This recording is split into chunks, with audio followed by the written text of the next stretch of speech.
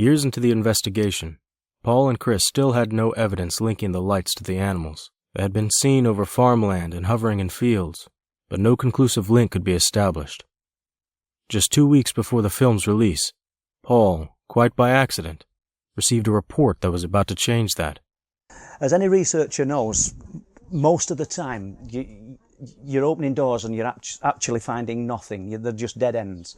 But the nature of the job is you just keep looking and looking, and occasionally you will come across what I'd consider a nugget of gold. And one of those moments came up a few weeks ago, and it were a brilliant account. And it's a lady in her 60s who told me about the time that she was driving home to a place called Huggett. I could see lights in the sky. There was a sharp bend coming up on the left-hand side, and I could see these lights shining, and I thought it was people with torches, flashing torches, and there was a herd of deer in front of me, and these lights were above them. The stag turned as I was coming along. It literally turned and looked at me, and it frightened me that much that I careered off the road because I didn't want to hit it. The only problem was it was on a downward slope.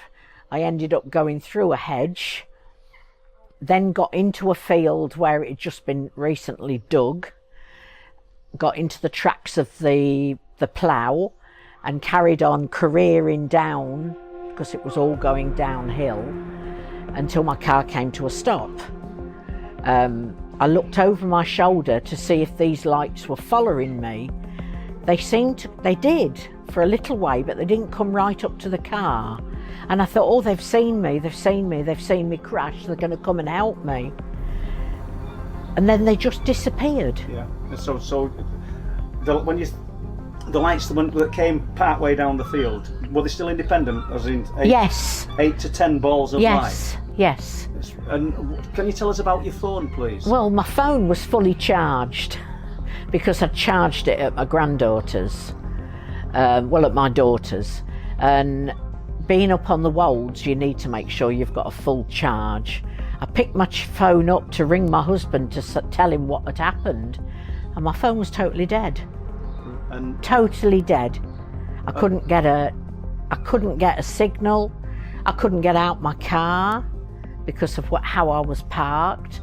I had to end up climbing over the back into the back of my car to get out of a back window. But the lights were gone. Yeah. And when I got back up onto the road, all the deer were gone.